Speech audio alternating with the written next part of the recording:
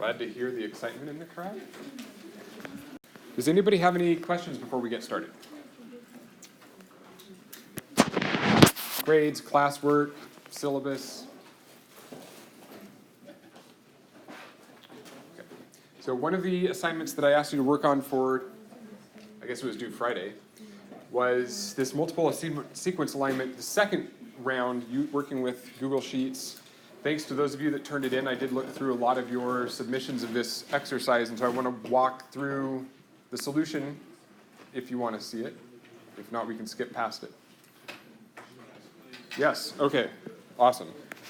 So I did spot a few things that I think will stimulate a little bit of discussion about how to solve these sorts of problems. So this was the assignment itself, 5 species, genes that are supposedly related to each other, and did everybody cut and paste to move the sequences left and right? Or I think if you're on a laptop, sometimes you can select the row of cells and you can actually grab them and drag them, which I like better than cutting and pasting, but that's okay. Some of us have smartphones and tablets and others have laptops, and that's fine. So what's the motif that a lot of you aligned these sequences on? So I heard GAT, GAT. There are not that many cool words you can spell with 4 letters, so you're stuck with like cat and GAT. Tag, that's about it. Anybody else? So is there a GAT in every sequence? So presumably if you started just with that 3 nucleotide letter and you lined those all up, then you'd have an alignment. And this is what I got when I did that. Although my consensus sequence or my motif that I was looking for was a little bit broader, I used this 4 nucleotide GATC. But it doesn't matter what the motif is as long as it gives you a good looking alignment.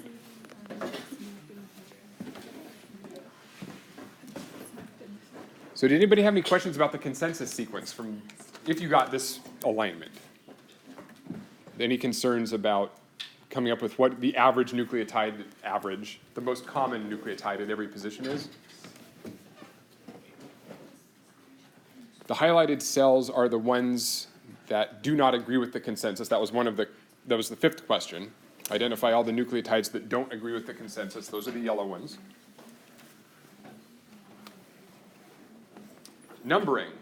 So this was where I saw the most variation.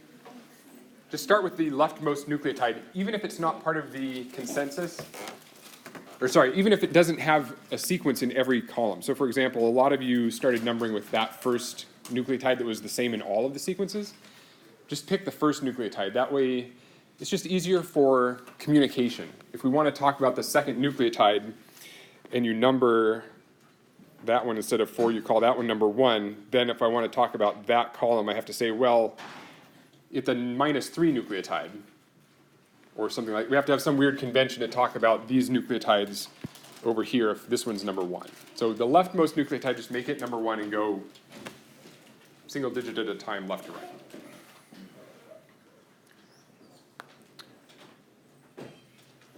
What was the restriction endonuclease binding site, finally? So GATC is a palindrome, and that happened to be, I don't know if that happens to be or is the motif that you decided to select, but GATC is a good motif. Does anybody remember or look up, you didn't have to, which restriction enzyme that was? Doesn't. You know how to find it, right? Mm-hmm. Okay. Google it. So why do you think that I had you do this exercise aside from practicing something that might be on an exam? What's the value of doing this particular exercise? We're moving into the section of the chapters where we talk about mutation. Today we finished talking about chromosomes a little bit, then we move into the current topic, which is going to be replication of chromosomes. Right after that we talk about mutation, which is why I'm focusing on these yellow nucleotides. So what do they have to do with all of this? These are individual differences. Would those be mutations? So presumably those are mutations. we'll see. What happens just in this particular case? Focus on species B.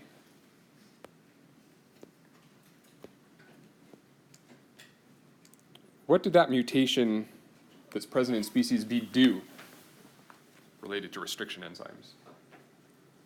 It switched the last nucleotide from a G to a C. So a really critical concept here is that if you're looking at a bunch of sequences from different organisms, different individuals of the same species, or from different species, they're all related because, well, these are all members of the same species. They're all related. They all came from an ancestral mother-father pair. So they should have pretty much the same sequences. They'll differ a little bit because of random mutations that occur when chromosomes are replicated. So a really important principle then is that the consensus sequence gives us an idea of what sort of the most common sequence is, and we discern from that, is it more likely, for example, at position 10, 5 individuals, 4 of them have T there, 1 has A. So what's more likely? Is it more likely that in individual E, or species E, there was a mutation in its genome from T to A? Or is it more likely that A is really the original nucleotide that's common to all of these species, and that individual mutations from A to T happened in species A, and species B, and species C, and species D?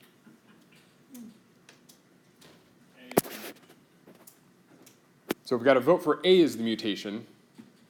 And this is just related to a common principle, is probability. What's more likely to happen, 1 mutation or 4 mutations? 1 is less like, although it's not, you can't rule it out, but it's less likely that there was indeed an A at this position, and that those 4 species, A, B, C, and D, all had mutations from A to T, so that they all look like they have the identical sequence. That's one of the values of doing this sort of a sequence alignment. You can infer which of these changes are mutations relative to what was the original condition of that nucleotide, the original state, the original letter. So if there are fewer, where there are fewer, that indicates that those are most likely the positions of mutations. And that's the real benefit for doing this type of exercise and for looking at those differences between a consensus sequence and the individual sequences. Any questions or concerns about that? Yeah. For the Biolabs website, when I looked up for the restriction, I got GGATC as one of them as well. Would either one work or just GATC? So right, there are 2 restriction sites there. Thanks for bringing me back to that.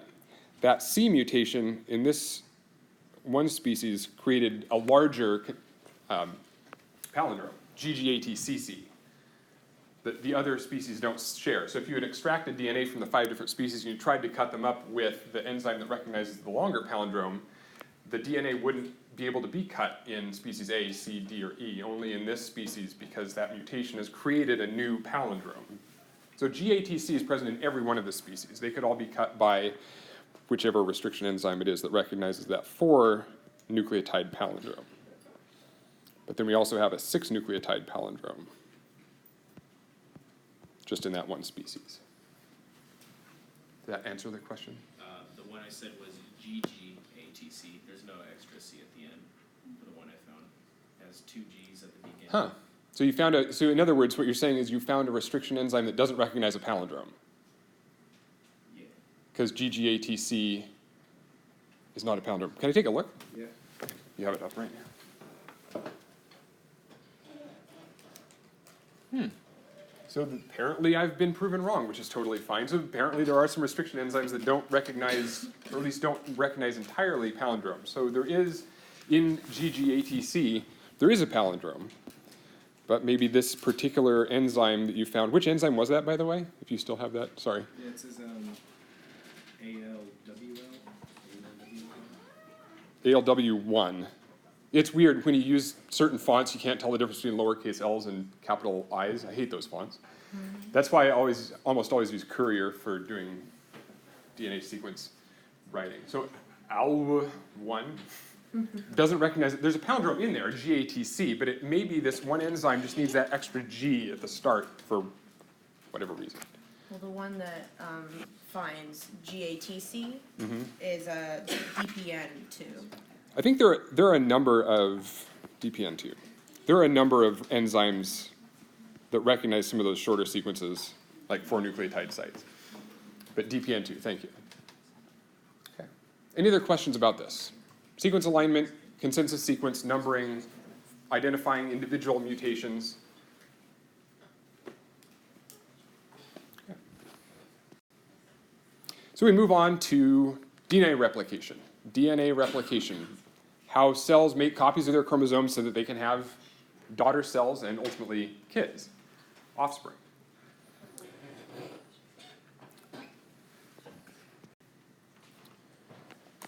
And to make this point really clear, one of the exercises for today is really, I think, straightforward, mathematical exercise.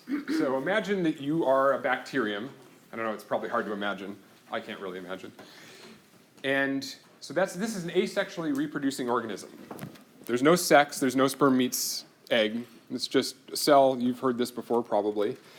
You get one cell, and then it divides, and you get a mother cell and a daughter cell, and they're genetically identical. Does anybody know how long it takes E. coli? And let's assume this is E. coli. How many minutes or hours or whatever does it take E. coli to divide once? What did I hear? I heard 20 minutes. What else?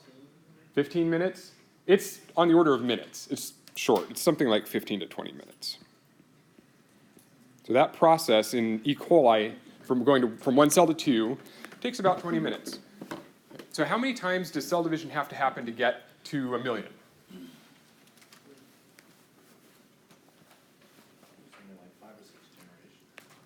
So if you go from 1 to 2, what happens the next round of cell division?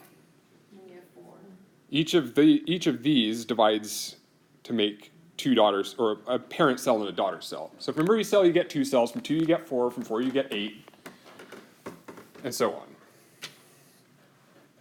So it takes, I think at the 20th generation, you've got about 500,000 E. coli, and then by the 21st generation, you've got 1 million plus.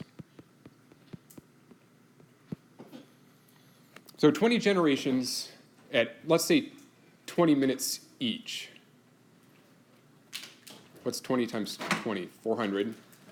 400 minutes.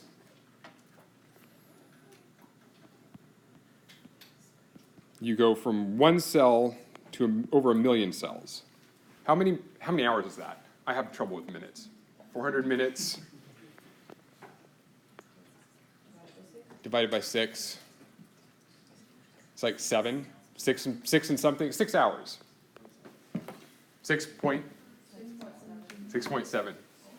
That's why it's great that we've all got laptops, computers, smartphones, and brains that can do calculations for us. So 6.7 hours.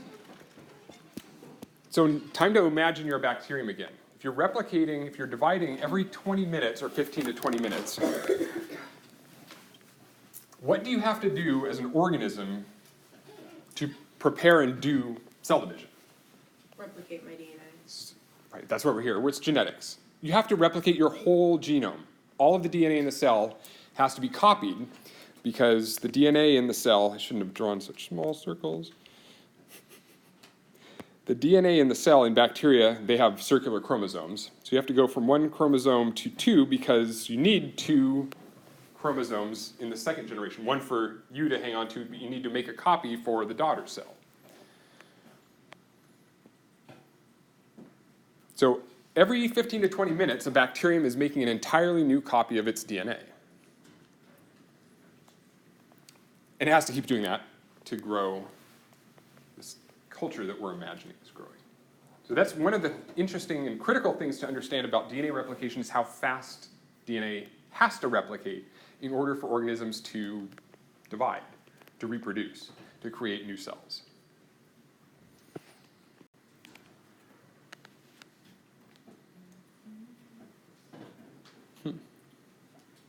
Hey, it was another exercise regarding sequence alignments that I asked you to work on for today. So if anybody has any questions about this, I'll give you a second to look at it. This was from the fail exercises, I believe, from the last chapter to get us into DNA replication. So I was just asking, what's the consensus sequence, where are the mutations, and then which nucleotide is the original? So concepts we just talked about 7 minutes ago.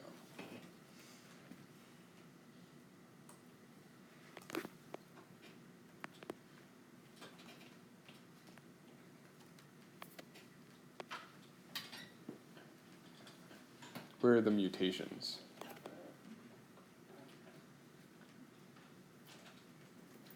Three. Let's see, position 3.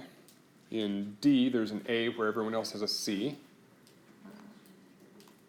10, strand B. 10, B. 16, C. Ah.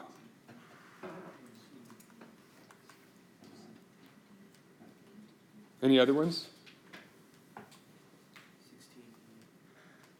Yeah, so what's going on in column 16? Which are the mutations? C and C and E.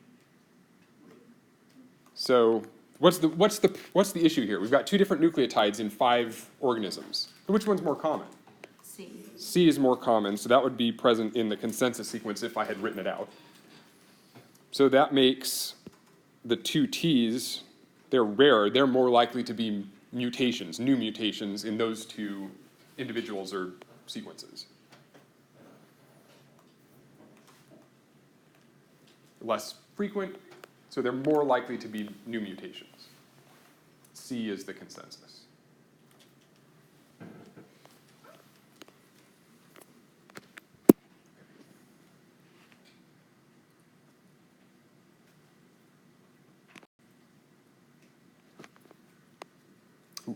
To lead us into DNA replication then, this gets to something that you probably read about in the OpenStax textbook if you happen to read that part of that section. You've got a double-stranded piece of DNA. There's a double helix, maybe, if you believe me. How can that thing get copied? Imagine you could invent some sort of machine that copies DNA. What are different ways that that double helix could be replicated?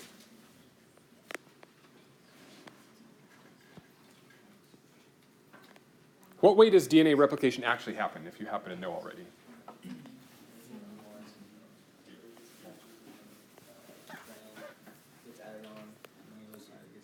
Okay, so I heard unwind. So the 2 strands in a double helix, this is what actually happens.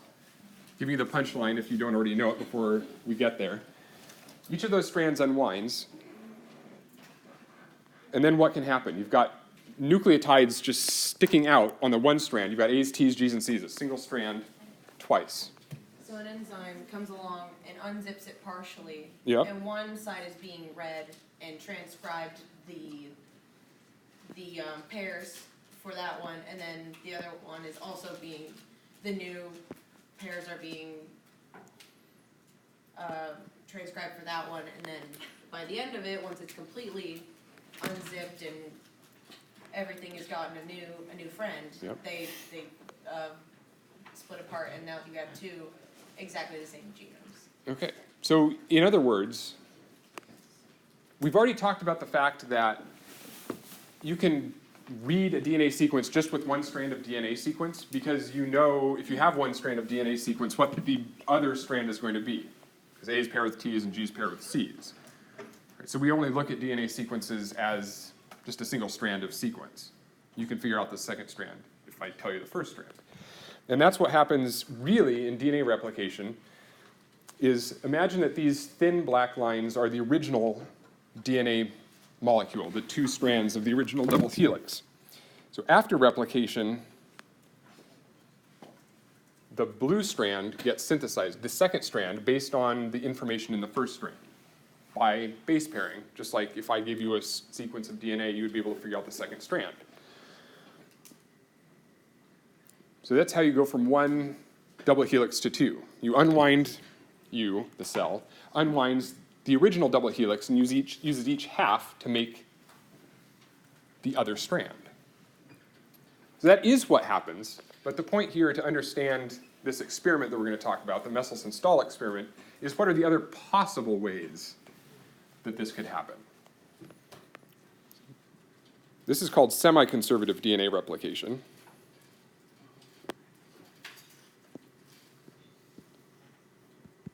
Semi-conservative.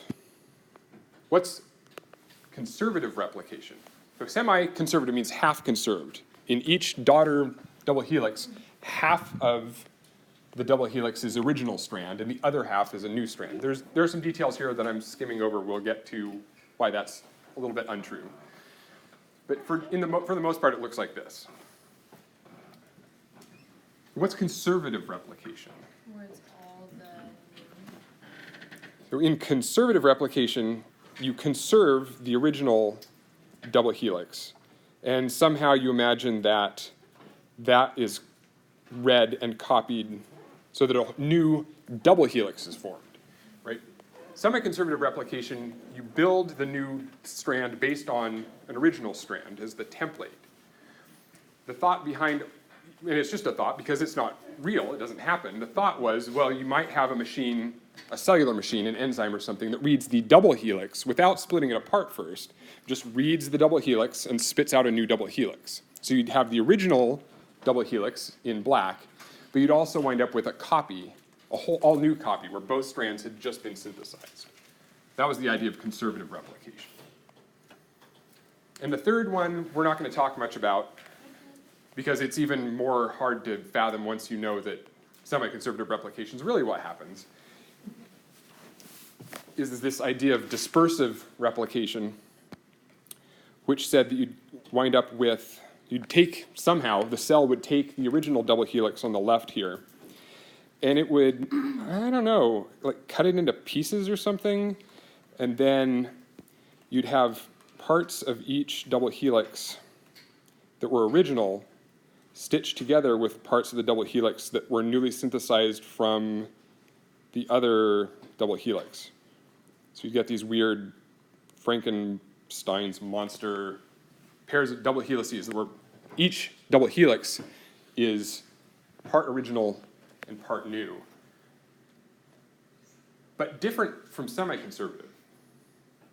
Because in the distributed dispersive form, all of the original strands are still base paired to each other, where here each original base strand is entirely base paired to an entirely new strand. So neither of those are true, but it's important to know the differences because they make different predictions about what Meselson and Stahl saw when they did their experiment to determine which of these possible options was actually correct. So we're not gonna focus much on the third way they replicate, just the first two? Yeah. Wait, the second one actually happens in nature? No, Oh. but the only one that happens in nature, to my knowledge, is semi-conservative, the one on the top. But I just find it really hard to intellectually think about how exactly this bottom one would actually work. The dispersive replication thing is outlandish. But at the time this experiment was done, which was decades ago, they had no way, and we still wouldn't have any way to know which of these three possibilities was correct. It actually happens in nature. Semi-conservative is what happens, not conservative. But we still need to know about them because the experiment, when Meselson and Stahl did this experiment that hopefully you read about, they didn't know which of these three was, any one of the three could have been happening. They didn't know. So they needed an experiment that would distinguish the possible outcomes of this conservative and dispersive or distributed replication.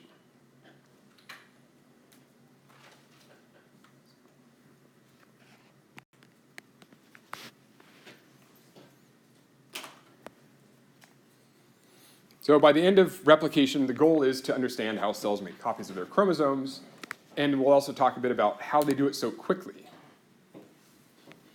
Because E. coli, I don't know, they have genomes that are thousands, tens of thousands of nucleotides, so they have to replicate that much DNA within 10 or 20 minutes. We have huge genomes compared to E. coli, though, and some of our cells replicate just as quickly. So how is it that human cells are able to replicate the entire 3 billion nucleotides of the genome roughly as quickly as, on the order of hours or days? It's pretty amazing. So that's where we're heading. We're going to talk about all those. These are important vocabulary terms to understand. We'll talk about a lot of them. They'll show up in multiple chapters as we go. Not necessarily the enzymes, but we'll talking about the different enzymes. We will be talking about the different enzymes involved in DNA replication. So this is probably one of the most vocabulary intensive chapters. So if I happen not to mention one of those enough times, please poke me verbally and tell me to remind you what some of these terms are if I don't happen to mention them enough times for you.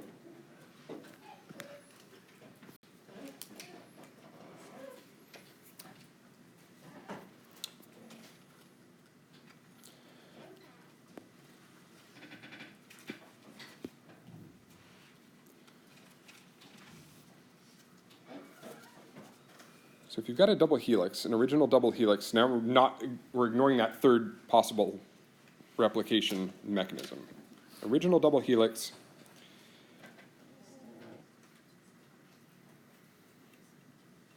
Let's see, which one is going to be which? If you start out with an all black, 2 strands are black, I'm just color coding original with black, and then the new one we're going to color, I don't know, what color do you want? Let's do blue.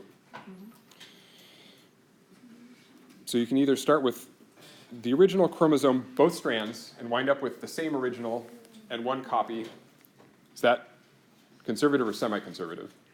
That's conservative. That's the conservative model.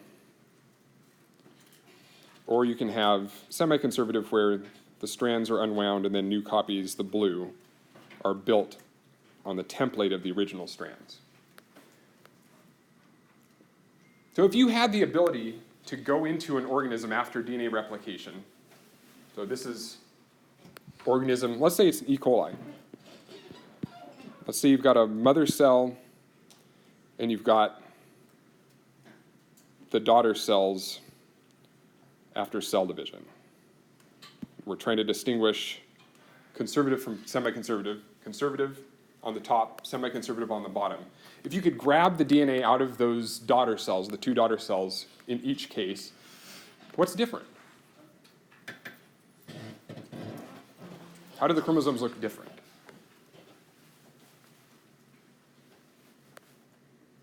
Wait, if you color-coded them? As they're color-coded. So if you could grab this chromosome, half black, half blue.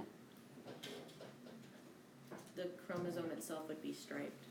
Okay, so the chromosomes look striped down the long axis. Yep. Would you be able to distinguish, if you could look at the DNA or if you could analyze the DNA, would you be able to distinguish that from that pattern or that pattern? No. Got all black. So Meselson-Stahl had to use a trick. What trick did they use to distinguish the original DNA strands from the synthesized ones, the blue ones?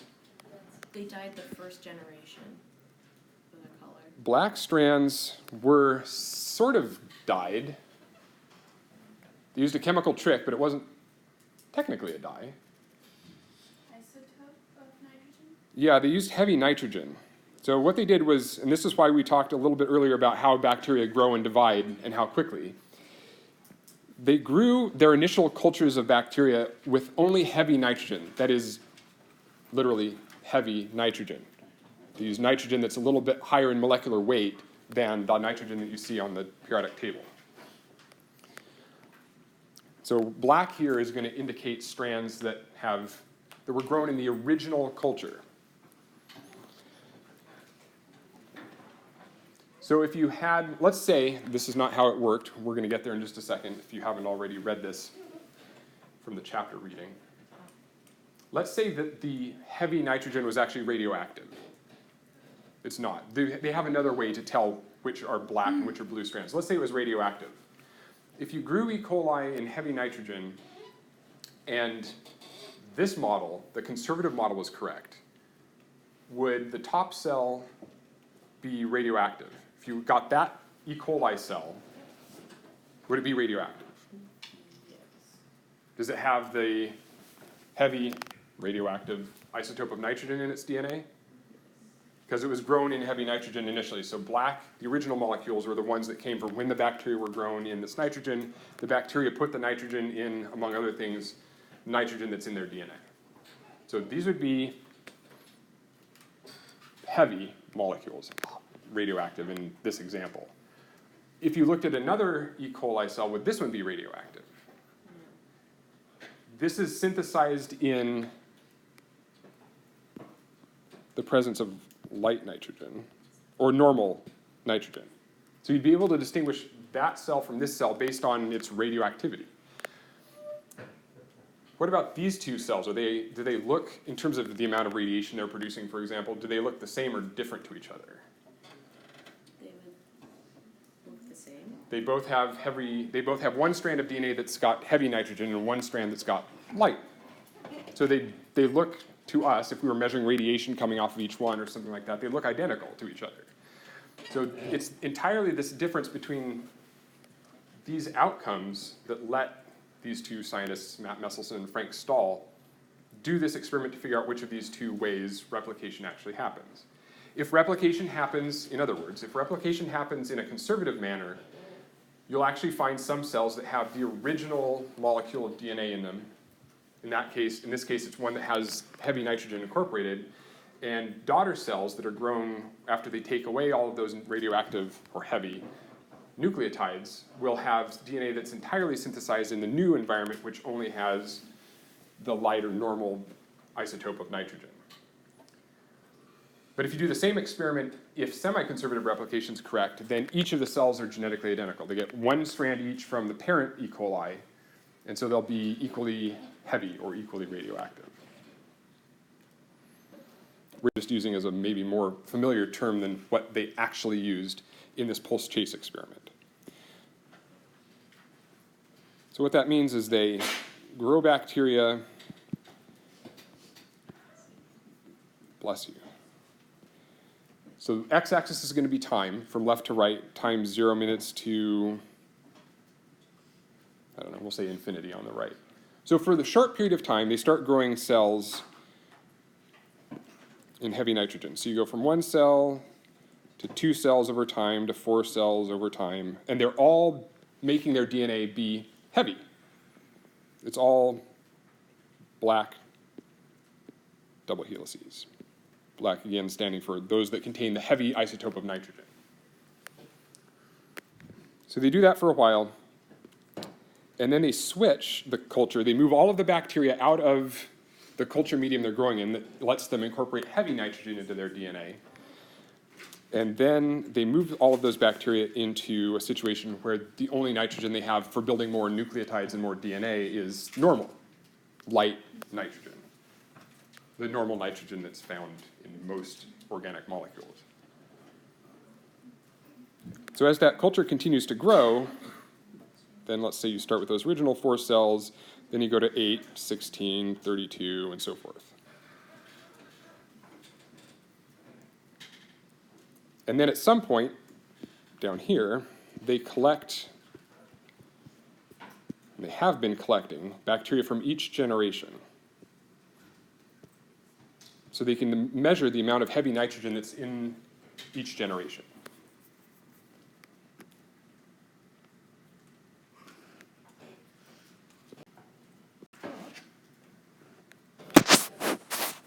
And they discover what you should have seen in the video and in the textbook reading, which is they discover that semi-conservative replication actually happens. Let me just add quick explanation of that in case you didn't happen to avail yourself of those resources. What they do is they put the DNA from those bacteria in a tube, and they subject that tube to sedimentation. Basically, they let the DNA settle in a centrifuge, but they let gravity basically move the DNA through the liquid that's in this tube. And so is the heavy nitrogen going to go lower or higher in the tube as gravity makes molecules settle down through this liquid? Lower. Right. The denser isotopes will move lower down. So if you have both strands of DNA being heavy, that is the original black double helices, all black double helices, they settle at the bottom of the tube. If you have double helices that are both light, that is, all the copies of the chromosome are the normal version of nitrogen, they're at the top of the tube. But what do we know about semi-conservative replication and the double helices they make? What color are they? They're both. There's one black and one blue. And it turns out, for many reasons, which we'll get into next class, those half-heavy, half-light molecules wind up in the middle.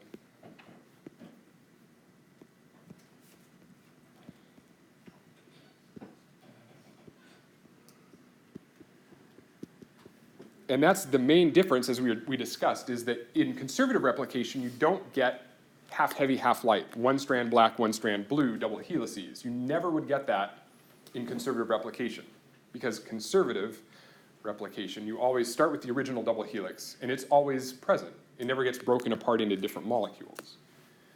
So what Meselson and Stahl saw was that they saw bands in there that indicated that there were some half-heavy, half-light hybrid molecules. And that suggested that semi-conservative replication is what happens, not conservative replication. And we'll come back to this concept again as we talk about the molecular details of replication next class.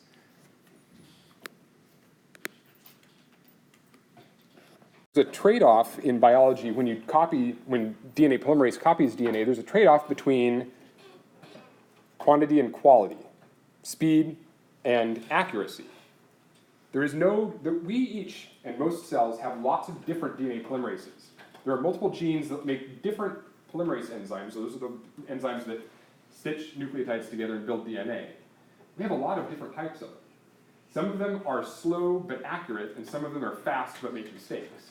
And our cells use different polymerases at different times during cell division and at other phases of the cell cycle to balance, boy, do I just need to get the DNA copied and be done, like a quiz? Or do I want to do this really carefully and not make mistakes? Where up here do you think is the easiest, if you made any mistakes, where do you think the most likely places to make mistakes are? So I threw in some tricky, like how many times is there a TA there? You have to kind of slow down and count because 7, very good.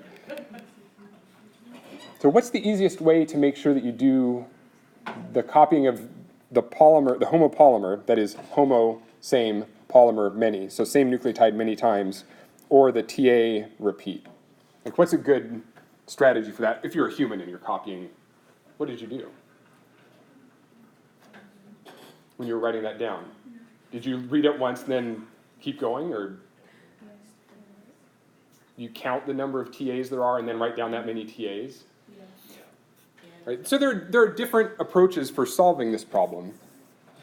Unfortunately, enzymes don't have brains, so they don't know how to read DNA efficiently. But it does turn out that most of the polymerases that we use to replicate DNA make mistakes in the same spot that I'm likely to find that you maybe made, like added an extra T, or maybe didn't get one enough T's in this area. Or maybe you added or subtracted some TAs in this part of the sequence. Our polymerases do exactly the same thing when they copy those parts of chromosomes that have a very similar nucleotide repeated, or a couple, 2 or 3 nucleotides that are repeated over and over again. So we're going to see a lot of examples of that, especially because those tend to be particularly important in disease formation. A lot of genetic disorders happen when DNA polymerase makes mistakes when it's trying to accurately copy those parts of chromosomes that are really repetitive.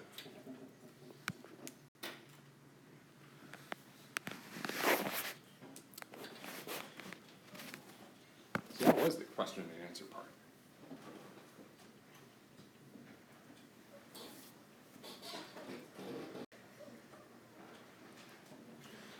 So at the start of class, we had a Canvas discussion open. That's our next fact-checking exercise. So just like we did the human chimpanzee bonobo genome similarity activity, this is the next one. I'm just asking you to, now we've talked about one experiment, the Meselson-Stahl experiment, that basically shows that this is true. And we'll talk a little bit more about that experiment next class as well. But if you can find another experiment that's equally good, or another publication, that would be useful. But please, again, before next class, go post a paragraph or less on Canvas that explains whether this is true or not, whether this statement, every strand of DNA replicates independently of every other strand. Is it true, is it false, and provide a citation of a paper, research paper that supports your conclusion.